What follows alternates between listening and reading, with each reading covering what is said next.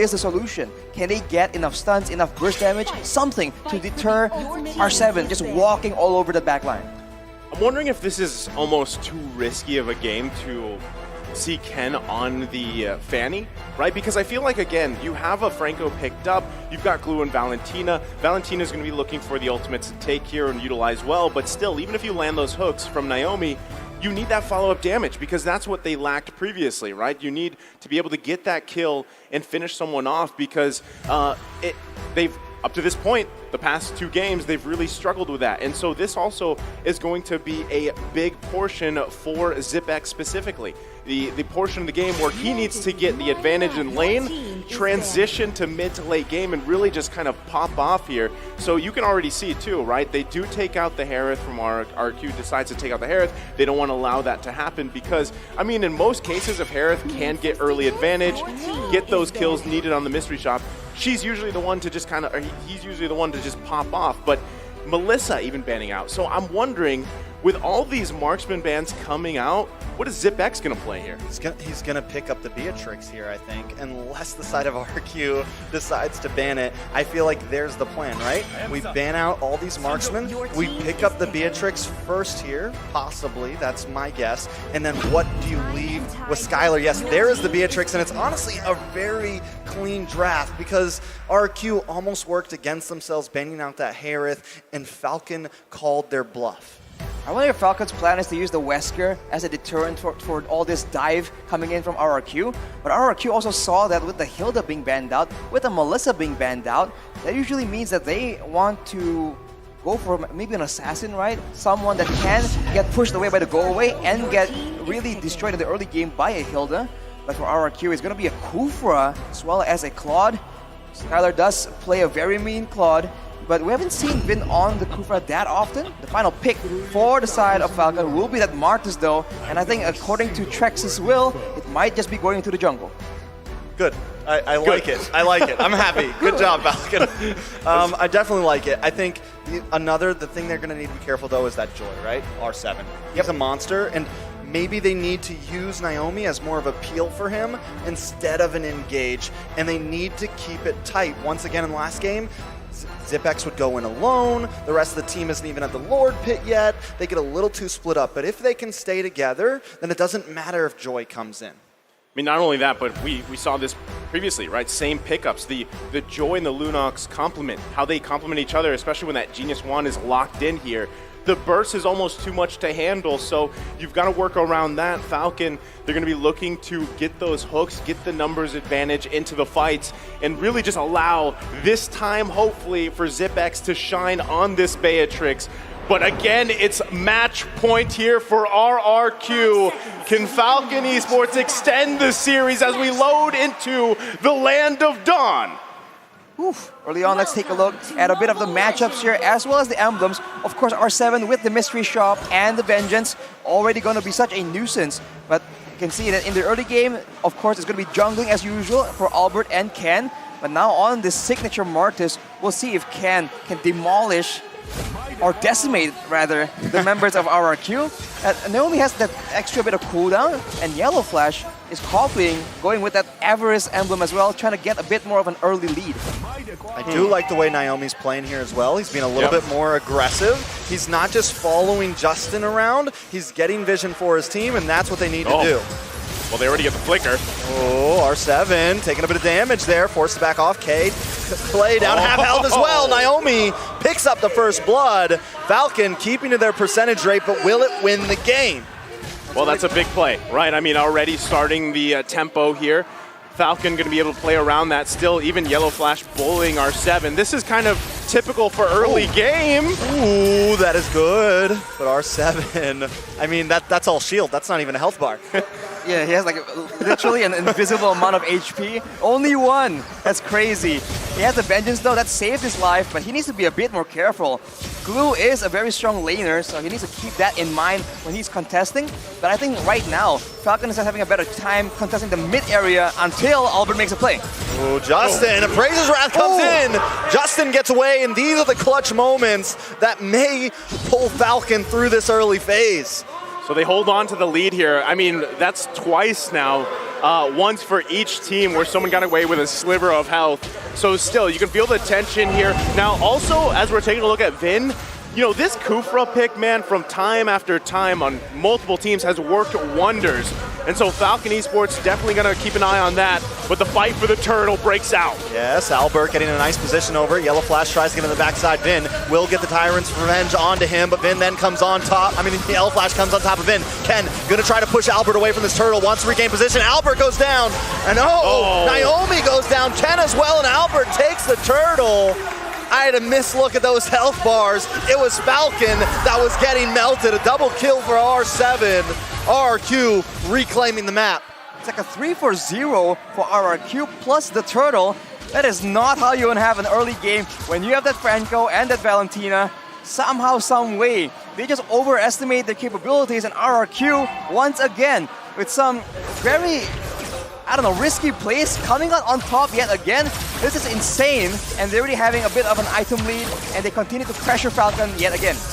That is not good, my dude, right? I mean, R7 getting that lead here, especially, they're still going. Yeah, Ken very low. Albert finds him once again. That's 4-1, a 1,000 gold lead at only 3 minutes. So remember, right? Okay, still going. They're still going. Vin gonna get locked down. Zipex trying to find Skylar, but Skylar hits that blazing duet and melts him down. It's you know, it's crazy. They don't stop at all. And again, initially it looked like they were gonna lose, right? They lost the first blood, but it doesn't even matter. They just keep going at you. You just need to expect it. You cannot keep, I don't know, expecting something different. They just keep doing this. Nothing has changed in all 3 games they've been playing. And Albert right here on that Fredrin is just being more oppressive than ever onto Ken's jungle. I mean, man, I feel like Albert's learned maybe something in that matchup against Blacklist International here. He's playing phenomenally so far on this Fredrin, and I mean throughout the series as a whole. And that's the thing, right? You have Fredrin available to you, plus Vin on the Kufra. That front line and the pick-off potential, or the setup potential rather, is really good here. R7 too, you know, the fact that he was able to get 2 early kills, even though he struggled in that first pretty much push in the bottom side, able to survive transition very well. And he's back to his comfort, right? This is what we saw from game 1. Yeah, and R7 just going to continue to harass this back line, but a nice suppression does come down. Clay will be the first of all, but a big Tyrant's Rage. Yellow Flash and Ken now running for the hills as R7 locks on. The taunt comes on to Yellow Flash. He's going to land on top of Vin. Misses the dash. Going to have to jump off and get back to safety, but R7 and Albert do not want to let that happen. Naomi with a nice flicker hook brings Vin under and collects the kill, puts it in his pocket, and now Falcon going to try to make a move on to this turtle. Amidst all that chaos, Naomi finds a chance to go for the flicker iron combo, and now R7 alone against 4 people getting taken out, and RRQ are still going for the turtle though. Yeah, now Yellow Flash, Naomi, and Justin are going to try to make their move. Ken is battle. at half health, but Albert takes the turtle once again. Falcon having a lot of trouble claiming these neutral objectives. Albert with the no there. You know, he's not going to lose that retribution battle here. But still, I mean, Falcon able to find a couple picks. That's crucial for them. They can still use that to their advantage, trying to get the pendulum swinging in their favor. Check out the M4 stats here. Falcon first blood rate, still, it's even higher now, right? It went up. 94.44%. But is it enough? I mean, again, when we looked at the team head-to-head, the fact that they had that statistic, does it transition into winning games? That's the big question. As Zipex going to bring out the Navir's Passion. Vin taking a lot of damage. Ken will find him. Falcon not going to press their luck too much. Go back to the jungle, recalibrate, rethink out your situations. For RRQ, man, they have to slow down quite a bit.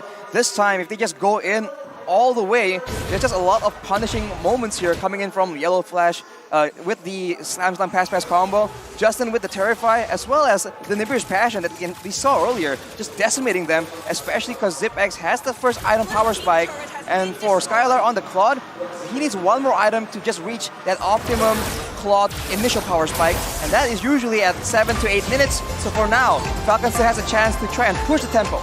Well, he's pushing the tempo there. R7 in the nest here, right? He go ahead, pretty much just leash that purple buff for Ken here. But now, I guess the big question is, where do they find their moments? If you're RRQ or even Falcon, it looks like it's going to be reliant on Vin again.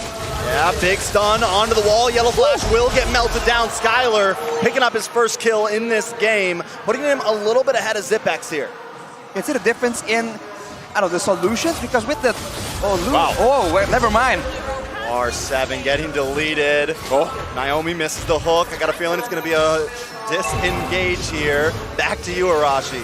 Well, once it's back to me, the fight breaks open yet again. Justin will be able to escape, fortunately. And RRQ goes for the turtle because, as I was mentioning, Clay on that Lunox can deal so much damage to the glue that Yellow Flash cannot be as oppressive as R7, but now the engage opens up again. Comes in, a lot of damage coming in. Vin getting melted low, but Naomi will be the first to fall. It's Yellow Flash on top of him, but they want to lock on to Justin. Justin using the Brilliant Assist to try to get away. Ken looking for something, trying to just escape, but Justin will fall. Skylar picks it up. Oh. That's a 2-for-1 trade. Wait a second, ZipX. ZipX. Skylar doesn't use the dash. Yellow Flash does get the stun though. Vin with Tyrant's Rage knocks Yellow Flash up against the wall. Yellow Flash is a bulky boy. He should be able to walk away from this safely. Overall, the turtle does go to the side of RRQ once again, but it's still a 2-for-2 trade. It's a small victory, but again, you have to wonder who does it benefit? Who has a stronger late game when they keep trading kills like this, especially because R7, look at him. It's the same story from game number 1. He just keeps going in and out,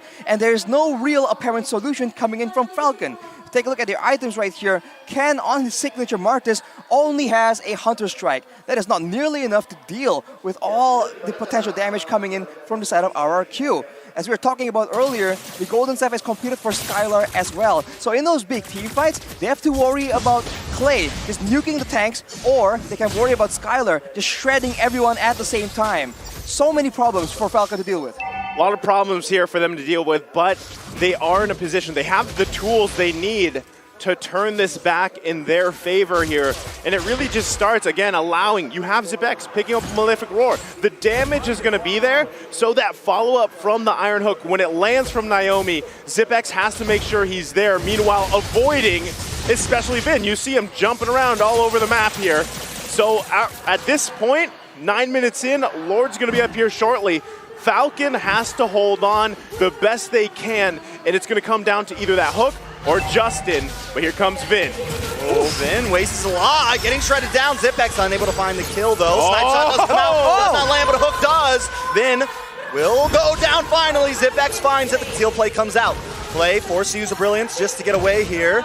Keep an eye on Albert coming to the backside. Suppression does land down, but Clay goes down as well. Albert now up against Yellow Flash. Justin holding the back. ZipX keeping his distance, trying to lock on. R7 dashing around like a maniac. Hits the ultimate. ZipX goes down. It's a 1-for-1. A beautiful trade. 3-for-1 currently on the map. Falcon finally winning out in a team fight, but Albert doesn't want to let it go down stale. Skylar also here. Albert will take the Lord pit, but he's going to back off. A nice win for Falcon. Everyone's so low from Falcon, but the only casualty is ZipX, and that is taken at the cost of R7's life. So for now, Falcon is still getting a bit of an advantage. If RRQ cannot deal with ZipX on that Beatrix, this can be quite a problem for them. Oh, Naomi does get Tyrant's Rage. A lot of damage on to Naomi. Doesn't land the hook, will be the first to fall. Now Yellow Flash and Justin and Ken need to think. Vin brought down to about 20%. Albert now on the front side. Yellow Flash on the run. ZipX with the snipe shot lands on a Skylar, but he's still not down. Vin very low. The rest of them come in. Takes the first objective of the past 2 games. Able to take a big win there, but at what cost? 2 members down. RQ not letting up. Now with 2 members down, what can RRQ find in exchange for that? Because otherwise, that is still a very good situation for Falcon. They've equalized on the gold difference, and as we mentioned, ZipX is scaling further and further into the late game. And of course, RRQ can very easily dive towards him, using the Joy, using the Claude as well. But there's a lot more problems right now with the crowd control being used more efficiently. Falcon has adjusted, and they're going for Albert. Oh, nice suppression. Albert will get deleted there. R7 and Clay forced to back off. Falcon gonna move down onto this mid-tier 3 tower. Will they keep going? On the boss side, Lord has connected to tier 2, but Skylar makes quick work of that. Falcon now gonna move, take another tower away from RQ, and now the map is red, boys. They made a huge shift here in momentum just from that Lord take again. The work, and you saw earlier, I mean, even when they grabbed and secured that Lord, the celebration from Naomi, they knew that this would give them the lead they were looking for throughout the game. And again, you're seeing it, right? Naomi landing the hooks here, and the follow-up from ZipX is the damage is there, right? He's got, what, 3, almost 4 items on this Beatrix. So as they continue to siege down the base of RRQ, they're just waiting on those inhibitor turrets. It's going to come down to that next Lord. So RRQ's got to be very cautious on how they approach it. Vin does not want to overextend, especially if he puts him in a bad position, because that's something we see a lot of the times when Kufra is picked. Yes, the playmake potential is there, but you also are at risk of putting yourself in a bad position. Then you just get focused down or you get bloodied hunt by Naomi. So they can't lose Vin here. And R7, as much as he's been trying. Vin does get the Tyrant's Rage. McKenna's there to help out. Yellow Flash will be able to back off. Skylar down very, very low. ZipX has great positioning on this team fight. Albert forced to try to walk away. Able to hit the dash, but gets pulled back to the team. A lot of damage. R7 not able to invade the back line as usual. Albert falls. Ken picks up the kill. Naomi wants more. He's keeping his distance. Misses the hook, but Falcon is not letting up. This could be the tilt. There's Albert is still not back on the Land of Dawn, so Falcon goes for the siege right here. Conceal is being used, so it does seem like RRQ want to try and do something, but they gotta stop doing this, man. The whole shift in momentum happened because RRQ took a essentially free 3 versus 5 earlier before taking the Lord. So RRQ need to understand that at this point, if you are down one member, or if one of your members get picked off, cannot just go with your initial instinct of just going back in against the full roster of Falcon, because right now, as you mentioned, Naisu, ZipX is just doing so much damage, and he has a lot more range compared to Skylar. So he's having a lot more success in this front-to-back team fights, because Skylar is not allowed to dive towards the back line. Falcon's doing an amazing job at just protecting ZipX specifically here, and Justin having a phenomenal game on this Valentina pick. So really it comes down again to how does this play down to the micro decisions for this Lord dance. You're going to see Yellow Flash do his best to zone out. Oh, but it does get that wild charge on the Yellow Flash. Finn gets hooked in though. ZipX going to shred through. Lord down to about 50%. All members still on the field. Now Ken's going to try to make a move onto Albert here, push him away, try to get some position. And Ken will go down. That's retribution off the field for Falcon. RQ now going to try to make their advance. Chip down this Lord. Conceal play does come in. ZipX has the snipe out. It's a Lord fighting. Albert wins. ZipX goes down. Skylar with the blazing duet. Naomi, Yellow Flash very low. Naomi forced to flicker away. Yellow Flash in a bad position, goes down as well. It's a 4-man wipeout for RRQ and the Lord as well. How do they keep doing this, man? These fights are all so chaotic, but somehow, some way, RRQ find a way to just turn it around. It's a 4-for-2 plus the Lord, and all was done due to the different maneuvers back and forth by RRQ. And now, with the Lord, with the waves in their favor, they're gonna make a decisive game-ending play. Another thing to keep in mind there in that fight was Skylar, right? He has that, he just picked up the Malefic Roar, but he had the Corrosion Scythe already. So when he found the right moment to go in and slow everybody down, it was really hard for Falcon to even disengage, even though they wanted to. By that time, it was too late. They got whittled down, they got picked off, and now they've got to defend against this Lord pushing on the top side. Luckily, they do still have their base turrets, and ZipX is still farmed up, so they make quick work of that Lord. Another thing to point out in that team fight, Ken once again kind of tries to push Albert away, but that puts him in a bad position. And ZipX already has the Renner out, so there's no defense against Skylar unless you just hit this amazing skill shot, which, I mean, at that point, he just has the wrong matchup. And like you said, Skylar just finds the perfect timing. You know what's crazy though? The whole time, RRQ has one single method of approach. Jump on Yellow Flash, use Clay to burst him down, and then we'll go from there. It's the same thing again and again. It's insanity. And somehow, some way, they get a different result. It doesn't make any sense. Doesn't make any sense, but this is RQ and Falcon, and this is M4. It's not supposed to make sense. Well, again, it's two teams with tempo, and throughout the series, honestly, it's been back and forth, right? One time, or at one point, RRQ has the lead, Falcon will have the lead, and really, it's just coming down to these amazing team fights, and really who can get the resources, or even, as Gideon likes to call it, the battle spell economy, right? It comes down to those decisions, the flicker plays, even from Vin, when he pairs it up with the conceal, it's really tough for Falcon to respond here. And they're gonna lose the purple buff as it's invaded, and right now, again, backs against the wall for Falcon. Falcon is going to complete the majority of their items though here. The tanky members are going to get tankier.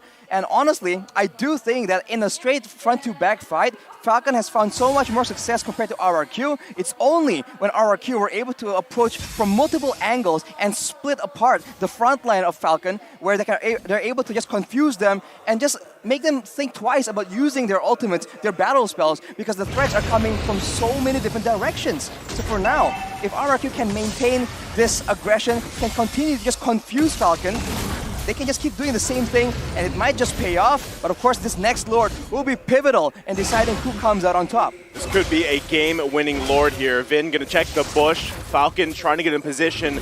Justin and Zipex being on the backside know that they've got to stay alive here.